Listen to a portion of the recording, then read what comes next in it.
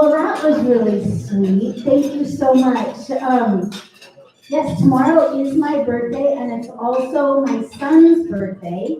I had my first child on my birthday, and then today is his daughter's birthday. Wish it was so close to being on our birthday, but I'll take this. So, anyways, thank you so much. It is such a pleasure to be here with everyone today. I'm just looking for the script. Okay, and also Stacy, thank you so much for that sweet welcome. As I was saying, I'm so happy to be here with all of you this afternoon to present the state of the city. This presentation is an opportunity to share. Hold on, is it okay if I put this on top of the computer? Will it?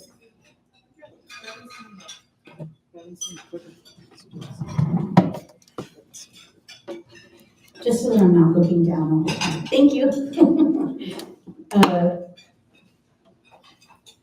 This presentation is an opportunity to share the wonderful work of our staff and to spotlight our community partnerships with all of you guys, and to introduce new projects and to feature programs that are available to our community.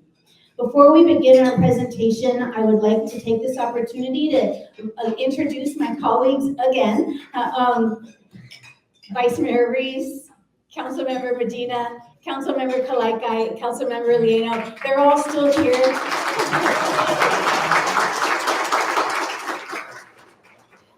And also to acknowledge our city's executive team. Again, our city manager, Mr. Puri, assistant city manager, Jamie Earl, deputy assistant manager, Katie Wan, community development director, Brad Johnson. He hasn't been introduced yet. There he is. Community services director, Jeremy Swan. There he is. Recreation and human services director, Melissa Villaro. Finance Director, Jeremy Starkey, and Captain Buzz Ewing and Captain Jason Walters. All of the work that we do in the city would not be possible without the leadership from city staff. Thank you so much from on behalf of City Council and on behalf of our entire community. Thank you for your dedication and your expertise. We really appreciate it. In addition to our department heads, we have other staff members from the city's departments in attendance. Could I please ask all of city staff to stand, and we'd love to take a moment to recognize you and appreciate you.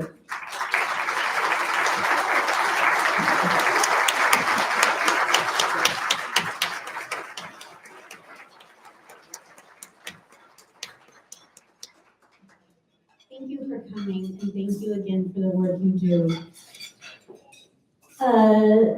Thank you also to the staff at the Chamber of Commerce for coordinating today's event, and the Chamber Board for inviting us to share some of the city's accomplishments this year with our business community. And also, special thanks again to Natalia. The arrangements were beautiful.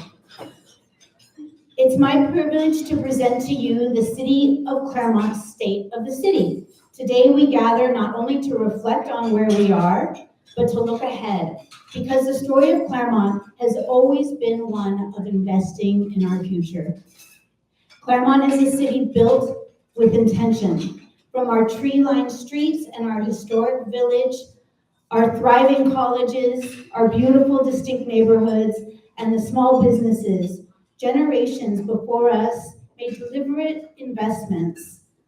They made investments in our education, in our infrastructure, in our public safety, sustainability, and the character of our communities. Because of their vision, we enjoy a city that is vibrant, resilient, and deeply connected. Now it is our turn. Investing in the future means strengthening the foundation that makes Claremont special, while preparing for the opportunities and challenges that are ahead of us. It means maintaining safe streets and reliable infrastructure. It means supporting local businesses and fostering economic vitality. It means protecting our environment and advancing sustainability. It means ensuring that public safety remains responsive and innovative.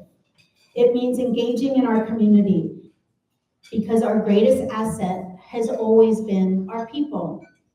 The decisions we make today about housing, transportation, climate action, our parks, technology, and fiscal responsibility will shape the Claremont our children and our grandchildren inherit. We are not simply managing a city year to year. We are stewarding a legacy. This afternoon, I'm proud to share how Claremont is investing wisely and thoughtfully in our future through strategic planning, community partnerships, responsible budgeting, and a commitment to preserving the character and values that define us. Claremont has always balanced tradition with progress. That balance is our strength. And together we continue building a city that honors its past while boldly embracing what lies ahead. The future of Claremont is bright because we are making these investments and because we're making these investments together. With that, I'm very happy to introduce my friend and colleague, Jed Lieno, to talk more about the city's financial outlook and the city's budget.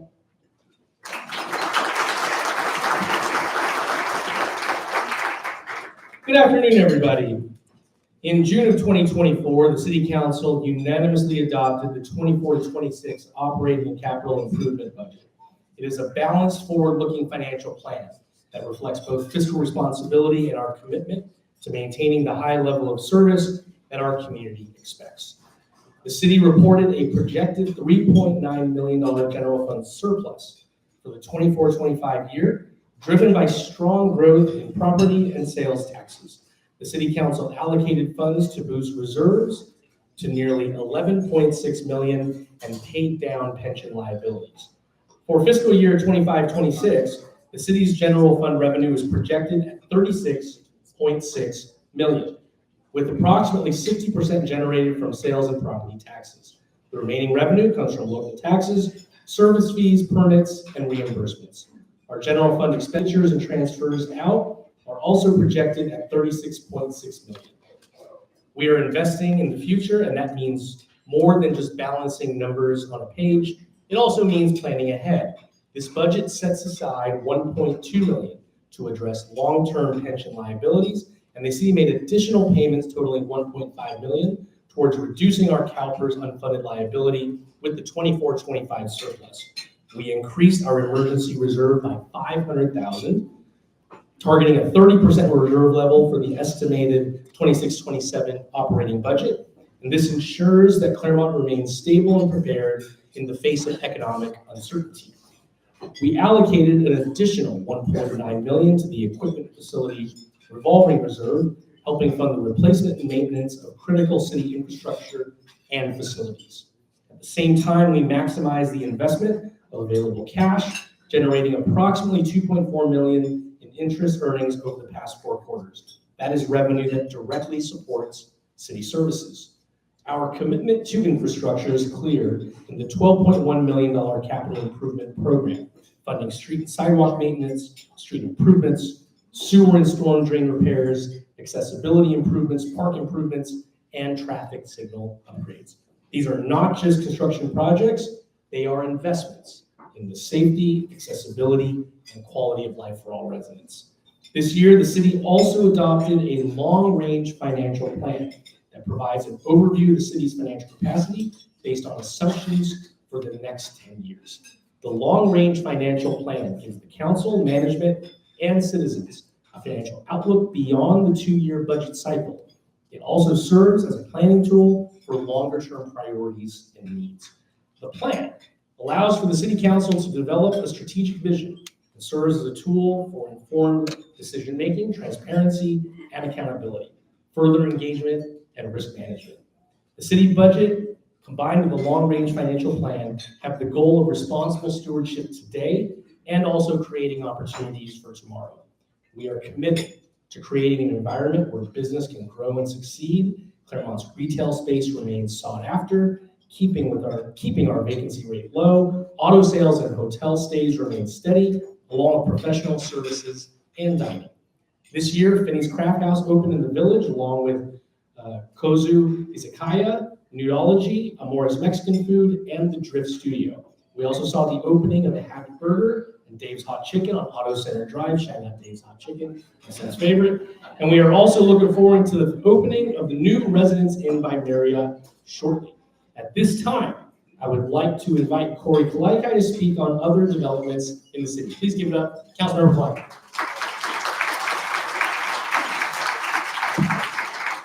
Thank you, Jed, and good afternoon, distinguished community members. It is an honor to participate in the State of the City along with our mayor and my colleagues. Over the next several years, Claremont will see a variety of construction projects that will enhance our city's infrastructure, improve transportation, and expand housing options for families and individuals at all stages of life. These projects represent more than just construction. They are investments in a stronger, more connected, and vibrant Claremont. Major infrastructure projects are already underway. On November 3rd, 2025, Claremont Boulevard was temporarily closed between Foothill Boulevard and 6th Street to support the development of the CMC Roberts Campus Sports Bowl. This project includes critical utility upgrades and a new pedestrian tunnel, enhancing both safety and accessibility. 1st Street is also undergoing maintenance to fill cracks and replace asphalt. And Mills Avenue between Moreno and Arrow Highway will soon see improvements to better serve our community. Transportation investments extend beyond our streets.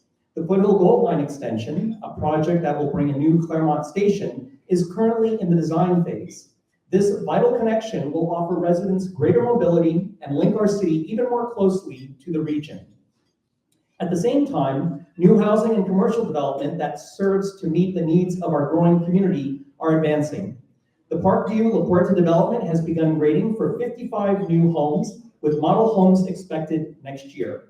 The 365 West San Jose condominiums, a 12-unit residential project, is under construction, and the Olson Company's Descanso Walk project has also welcomed new residents into its affordable housing units. Additional projects like City Ventures on Indian Hill with 70 townhomes and Larkin Place, the newly constructed 33-unit supportive housing development, are intended to ensure that Claremont continues to offer housing opportunities for a diverse range of residents.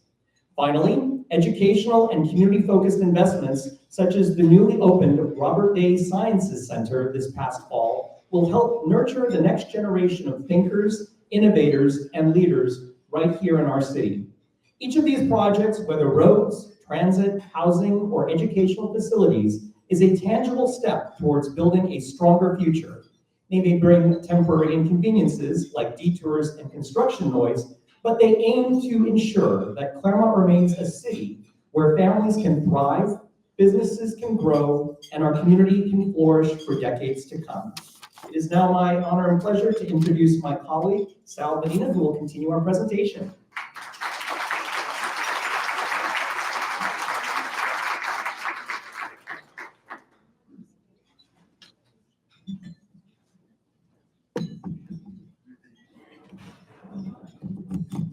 Thank you, Corey. Good afternoon, everyone. So happy to be here with this group. I hope you're all enjoying or have enjoyed your lunch. This year, the City Council continued its strong commitment to enhancing the quality of life for everyone who calls Claremont home. At the heart of every decision we make is a simple goal of ensuring our community remains safe, welcoming, vibrant, and supportive for residents, visitors of all ages and backgrounds. In 2025, this council approved a series of capital projects that strengthen the everyday experiences of our community. We improved roads and sidewalks that make it safer and easier for cyclists, pedestrians, and drivers to navigate our city. We expanded access to playgrounds and parks, improved park signage, preserved historic structures, our treasured urban forest, and provided meaningful assistance to some of the most vulnerable neighbors. Most importantly, many of these projects began with individuals like you. They stemmed directly from public engagement during the planning process and from residents who took the time to share their priorities with the City Council. That collaboration is one of Claremont's greatest strengths and leads to innovative solutions. One program that continues to make a measurable difference is our temporary housing stabilization and relocation program. Now, the program is in its third cycle. This program assists income-qualified renters and those in need of emergency rental support, helping them to remain safely housed during challenging times. It also provides financial assistance to local housing providers who wish to improve or upgrade their properties while incentivizing rents to remain below market value. Since beginning the program, we have assisted more than 200 tenant households and distributed more than $1.68 million allocated to supporting housing stability in our community. That represents more than just dollars, but families supporting household lives. This fall, we engaged our residents in our long-range planning for streets and transportation infrastructure improvements. The Claremont Active Transportation Plan began with a series of community engagement events to identify obstacles and improvements to the city streets. The community's input will be used to develop a plan to improve pedestrian, cyclist, and vehicle safety and accessibility. The second phase of the planning process will begin later this year when we take suggestions and recommendations from the community input. We also saw the power of community collaboration in action with the Lewis Park Playground projects. After thoughtful feedback from residents, city staff worked closely with neighbors to design a truly inclusive playground, one that serves children of different ages and abilities. The playground was completed last April and is a popular destination for families. The conversation around Lewis Park also sparked something even bigger. Through the public engagement process, the city staff developed a park improvement plan of all Claremont parks. This comprehensive plan evaluates the age, the condition of park facilities, prioritizes improvements, identifies funding sources, and outlines the public engagement process for future projects. Amenities assessed include playground equipment, restrooms, safety lighting, pathways, parking lots, sports courts, and field lighting. Staff is currently developing a plan for a new playground, restroom, gathering space, and outdoor fitness area at Larkin Park. Staff has held 2 community workshops and conducted a community survey to collect community feedback. The project is scheduled to the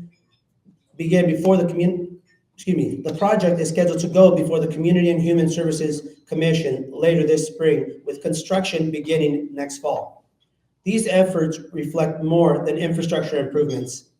They reflect the thoughtfulness of community-driven approach to maintaining and enhancing the spaces where we gather, play, and connect. The quality of life is not built overnight. It is shared through careful planning, steady investment, and meaningful public input. In 2025, the City of Claremont will continue to work with intention and collaboration to make all of Claremont an incredible place to visit, work, and live. And thank you. And at this time, I would like to invite my colleague, Vice Mayor Reese, to continue the program.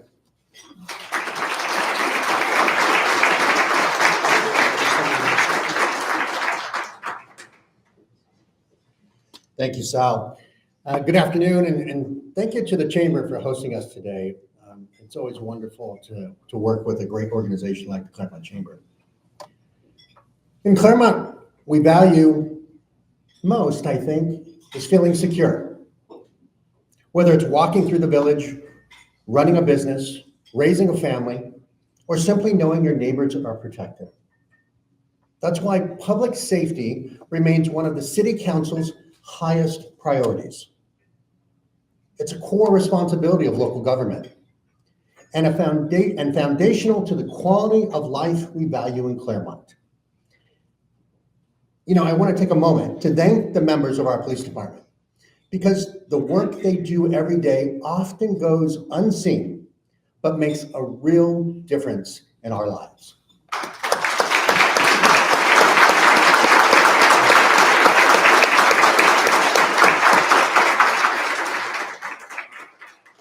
You know, we have made it a priority to support our police department, making sure that they have the tools, ongoing training, and resources they need to serve the community professionally, effectively, and safely.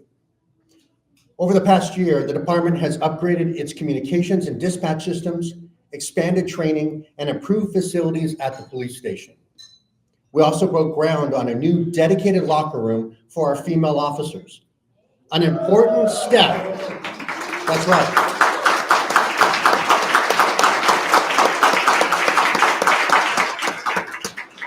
An important step that reflects the growth and evolving diversity in this profession. We've also strengthened recruitment and retention efforts to attract and keep talented individuals committed to serving our community. Last year, we proudly swore in Mike Cizik as our police chief and promoted Buzz Ewing and Jason Walters to captain.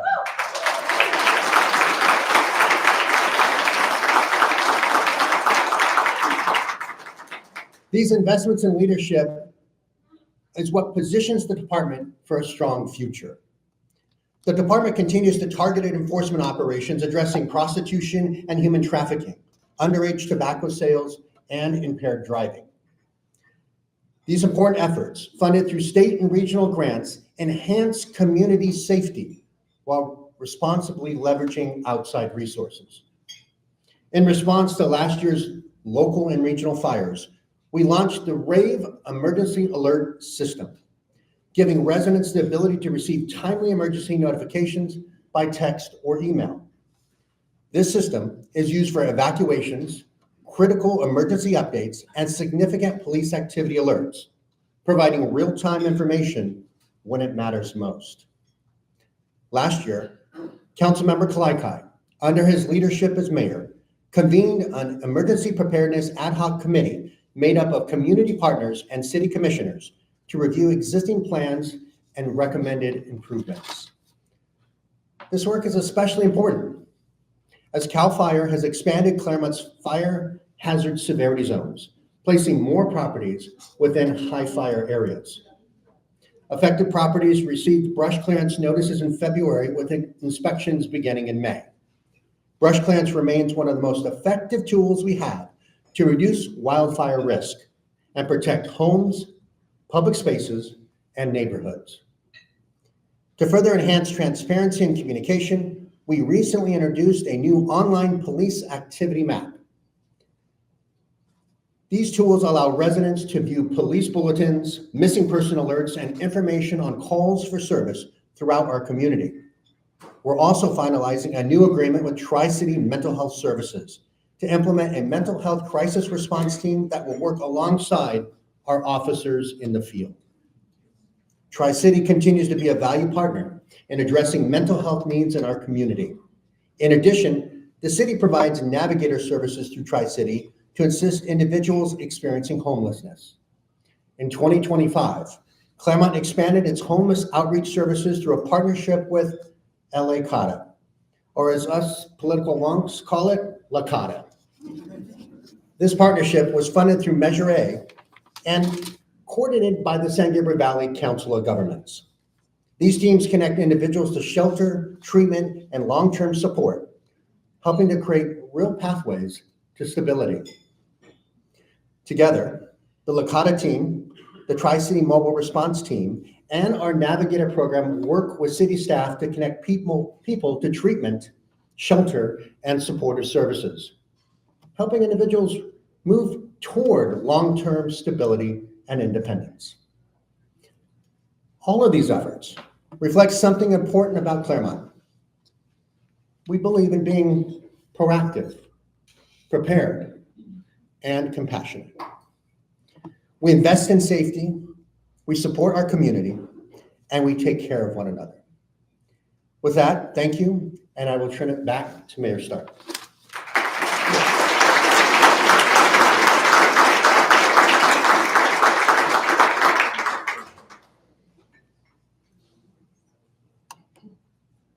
Thank you so much, Ed. And thank you to our whole team. Thank you to the city council members. Just as a side note, it really is dynamic and interesting and with all your heart kind of service that all of us provide. And it's truly an honor to work shoulder to shoulder with all four of you guys. So thank you. And thank you so much for sharing all of our accomplishments and highlighting our investments in our community's future. I invite the community to learn more about each specific project and programs by following the city on social media, visiting our website, and download our city app, and subscribing to our weekly city manager's newsletter. You can all do that right now. You can get the app from the App Store. You can subscribe to the city manager's newsletter, which is an essential way to keep up with the kind of weekly activities of the city. You can do that from the website, and you can follow us on socials just from your social media. It is really important to stay involved so we can keep getting your feedback. We also have a full schedule of special events coming up, including the Spring Egg Hunt on April 4th.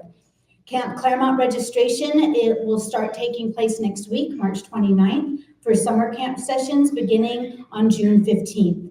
The Claremont Freedom 500 Run Walk returns on the 4th of July, and thank you so much to Rotary for being our partner in that. And we're also still gonna have the parade and the fireworks show and all the fun festivals at the park and everything. It's gonna be great. The summer concerts are gonna run from July 6th through August 24th. And I know that we'll see many of you guys there and with your families too. I wanna again thank our city staff for the work they do to make Claremont an amazing place to live, work, and visit. A special shout out to Bevan Handel. Thank you so much for creating this program.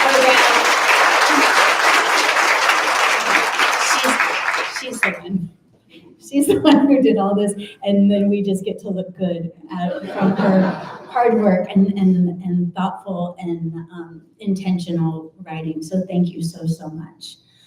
Let's see here. We have covered a lot of information, and I want to make sure to allow for public comment. Staff is available to answer questions. At this time, it's my pleasure to open public comment. You will have 3 minutes to speak, and there we go. Any questions? So if you have questions, if you can please make your way over here. I have a microphone. We have a magical timer for the 3 minutes. So you're welcome to come over here and I will hand you the microphone. And if you don't have questions, in the chamber world, we've voluntold people to come up. We will absolutely call on you. Oh, are there questions planted out here? It looks like I get to go first. How exciting. Welcome. Thank you very much, City Council, for the lovely updates and presentation.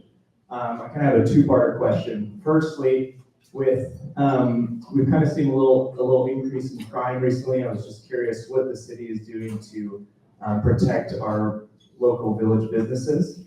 And then second question, I think I speak for a lot of us when we want to find out kind of what the status is with Walters and when we're going to get Walters back. So that's a two-staff question. Could I ask Captain Ewing to come on up, and then for the second question, Brad or Joe? Thank you. And I was asked to tell who I am. My name is Ben Nance. I'm a realtor here in Claremont. Thank you for being here. So in regard to the question regarding the increase in crime, we haven't noticed any large increase in crime. There's always fluctuations that come here and there. Our officers are out patrolling 24/7 every day of the week. They're always out there middle of the night, during the day, trying to address any sort of issues that they see that come up in that time frame. They're making new friends out there as we speak. Those folks that may be out conducting illegal activities, they're out there making sure that they know that that's not allowed here in Claremont. We want to make sure that we keep all of you safe, your businesses, your homes, your families, and everyone else. So hopefully that answered the question for you. Thank you. Thank you so much, guys. And then Brad will field the next one. Good afternoon, everybody. Walters Restaurant. Yeah, we get that question a lot from the community. Beloved place that people miss the dining experience. So we've been working with them on their renovation after they had a fire incident out there. Joe Caro, our building official in the audience here, does weekly inspections. It's been a real challenge, but we're making great progress. We expect them to open probably mid-April-ish is what they're telling us. So they're getting very, very close, almost completed.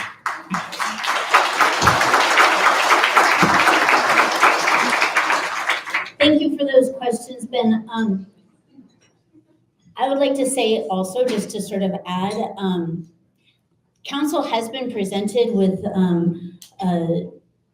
conversations around having designated patrol. And so that is something that we can look towards the future. Of course, designated patrol like in the village or around the 210 would require investments in our police department, investments, having a larger team to be able to provide that kind of service. But these are the kind of investments that we're empaneled to make. So please let us hear from you. What other questions do we have? Hi, so good to see you. Good to see you. My name is Vicki Chu. I'm a longtime Claremont resident, but I'm also representing the Claremont Club today. My question is, are there any updates on the progress for Village South? Thank you. I'm going to call Brad back up here for that.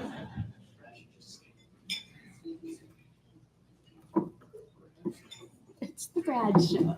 Hello again. There is actually, as recent as last week, we had an update from, let me start with, when we talk about Village South, the way that project was approved, it was essentially a north, it was 3 phases, but there was a north portion that we refer to as a track map and a second track map for the southern portion. So last week, city staff met with the development team for the north portion, which is essentially immediately south of the rail tracks to the King Precision Glass building. And they actually had some very exciting news for us. And these projects take a really, really long time. You can imagine projects of this size and complexity. We're 10 years into this project from the planning phases. So I hate to say in California, projects like this can take 10, 15, 20 years to come to fruition. So, but anyway, the exciting news that we got last week is Artico Partners. I'm not sure if Jerry's in the room or not. I don't think I see him, but Artico Partners has been meeting with some new funding groups and some other development teams that they may partner up with.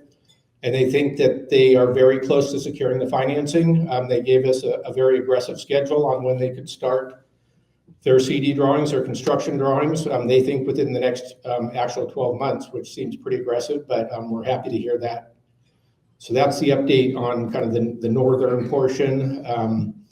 The southern 2/3 of the project site is really a different story. Not a story we're too excited about, actually, at least from a city staff perspective. They have done what we, in our opinion, see as a pretty radical change from the plan.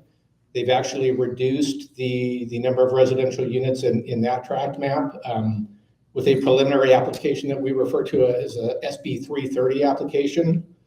That's the type of application that locks in a developer into invests in today's development standards.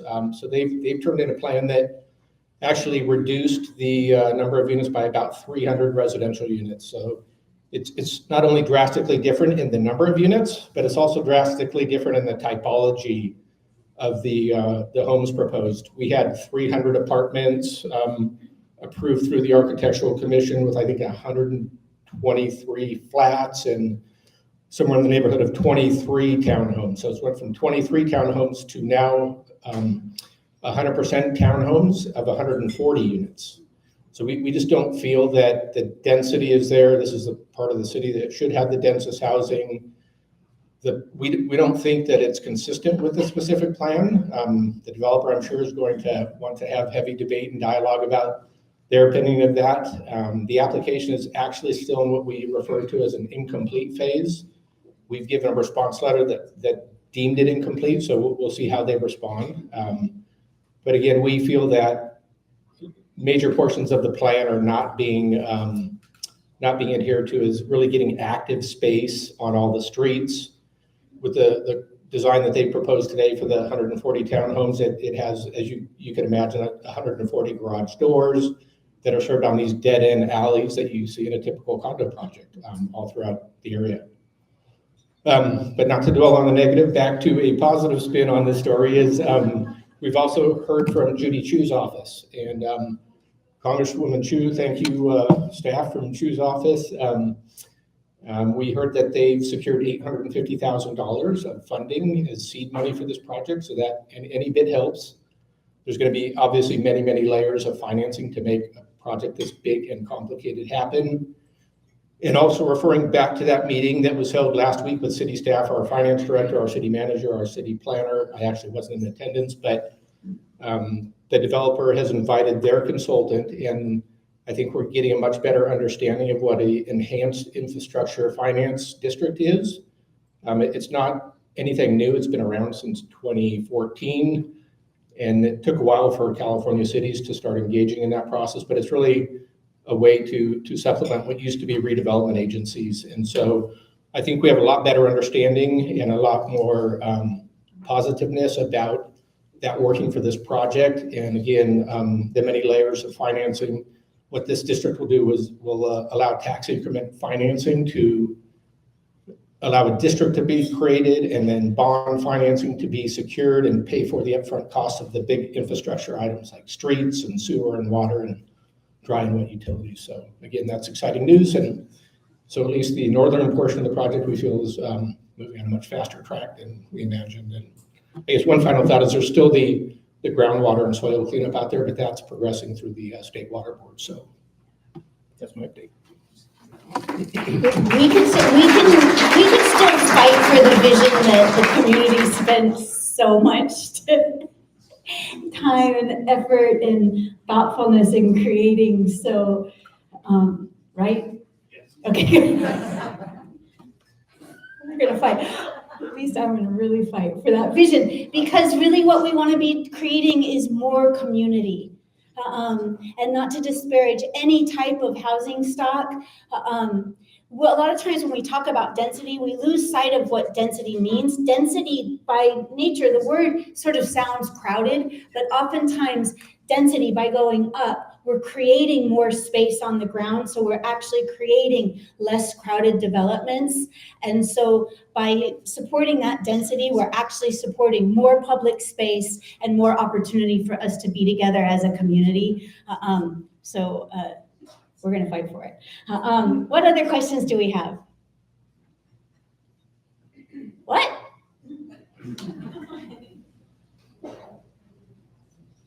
Really? Gosh. Come on, Seth. Yeah.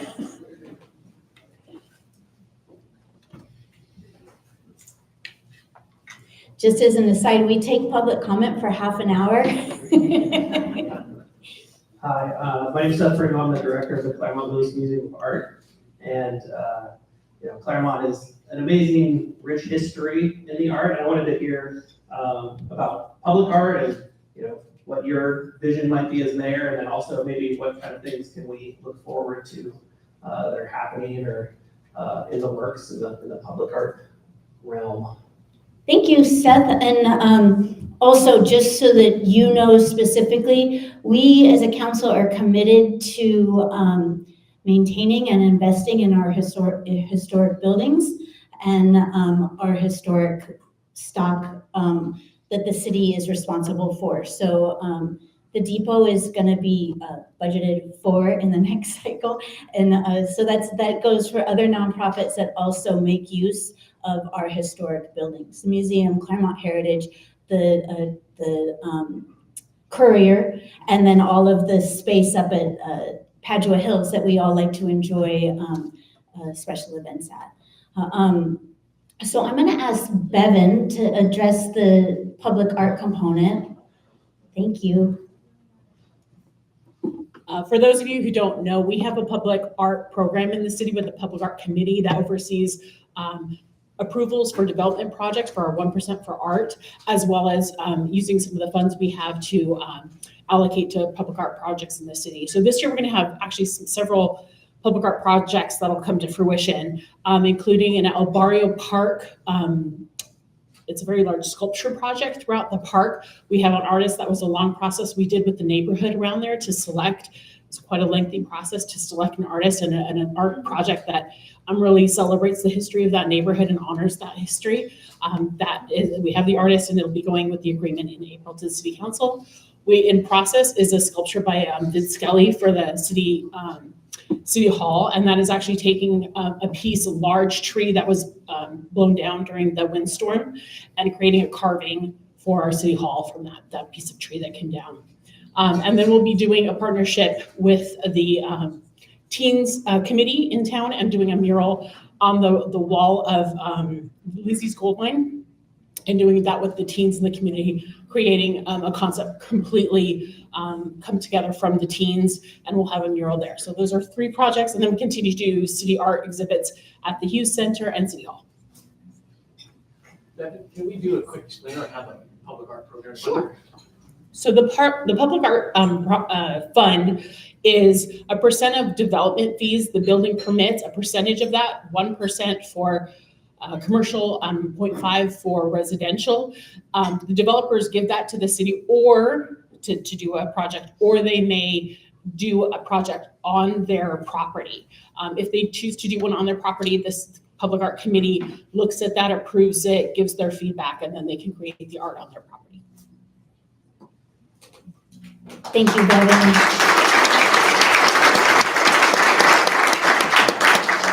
I thought of a question. Good. Welcome, Beatrice. Thank you. This actually is not related to theater. I have been reading in several different highly regarded periodicals about the concern with the current heat wave and the resurgence of El Nino in the area. And we know that we've had, issues with wildfires and so forth. I'm wondering if the city is looking at the prognostications for a very, very hot summer, and whether they are doing anything within the city or in partnership with LA County Fire to prepare for fire abatement and all the things that could happen. Thank you. I'll have Adam come up and address that question about cooling centers. Good afternoon, everyone.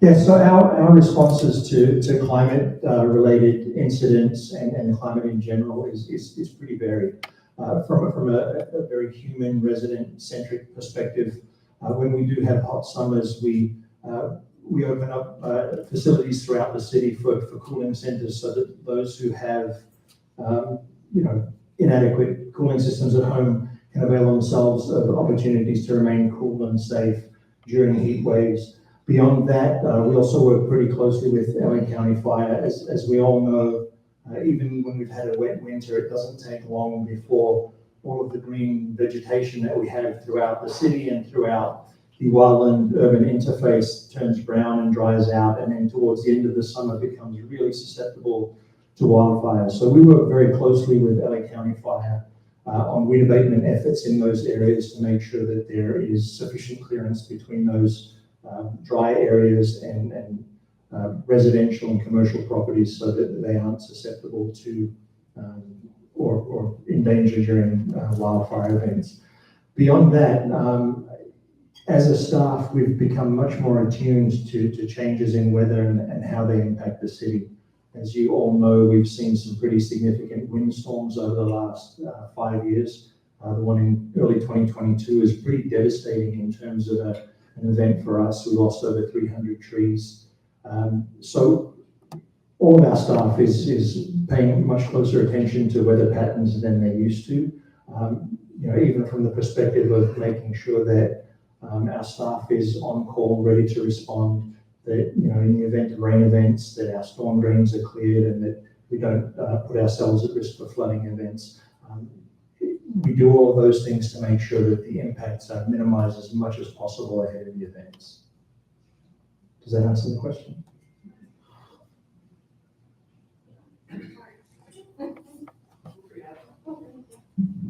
Just wanted to ask a follow-up to that. So in terms of these cooling centers, how accessible and how publicized are they to senior citizens, to the unhoused? Is there enough space to accommodate everybody who might need these cooling centers? Yes, there is. And we have a very active social media presence. Our Public Information Officer, Bevan Handel, works very closely with our Community and Recreation and Human Services Department, who operates the cooling centers, primarily at the Hughes Center. It's our largest community center with really significant capacity for anybody who has that need.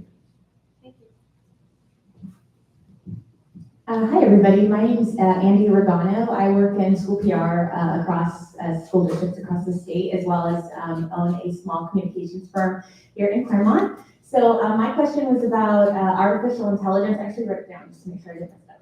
So what I was looking for was just curiosity if Claremont sees any opportunities to responsibly, of course, leverage artificial intelligence, or if it's something that you guys have been already in communications about across the city, just to enhance city operations. I do some work in the Bay Area. I know they're like a really innovative tech space, but they have some really cool things happening with AI to like be able to figure out when like potholes are going to be emerging and traffic light issues are emerging. I guess it's just really cool things that I've been kind of wondering about. Yes, we, as a matter of fact, very recently started looking at adopting an AI policy that, as you mentioned, allows us to use AI responsibly. And I think that's going to be our biggest challenge. We haven't really availed ourselves extensively of AI for city operations, and we'll look at opportunities to do that. We are members of a number of organizations related to, public works that showcase vendors who are now starting to dip their toes into AI and provide ways of doing analyses using artificial intelligence that may assist us in the future. And we're certainly open to hearing what kinds of things those companies can bring to the table in terms of the efficiency of the work that we do and identifying problems before they happen so that we can address them more cost effectively. I just want to add too that it's really important that we're able to adopt best practices from other similarly sized communities, and we get that ability too from our regional partnerships and our statewide partnerships with League of Cities. So thank you for that. I wanted to mention too briefly about Beatrice's question about climate. We did get one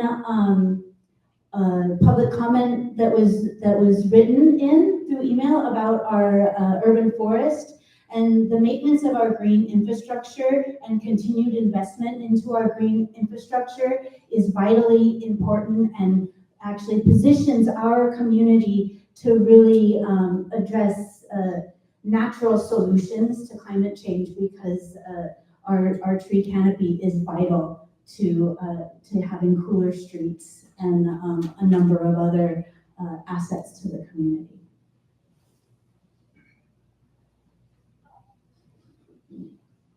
Any other questions for us today? Well, with that, then I again want to express my sincerest gratitude for spending your lunch with us today. Again, thank you, Bevan, for a terrific presentation. Thank you to all of city staff who came. Thank you to the chamber and to what an incredible team, a team of 4. Like, this is incredible. Look at all of us here having a delicious lunch from your efforts. So thank you so, so much. And with that, enjoy finishing your lunch and each other's company, and look forward to deepening our relationship. And that's it. That's the state of our city.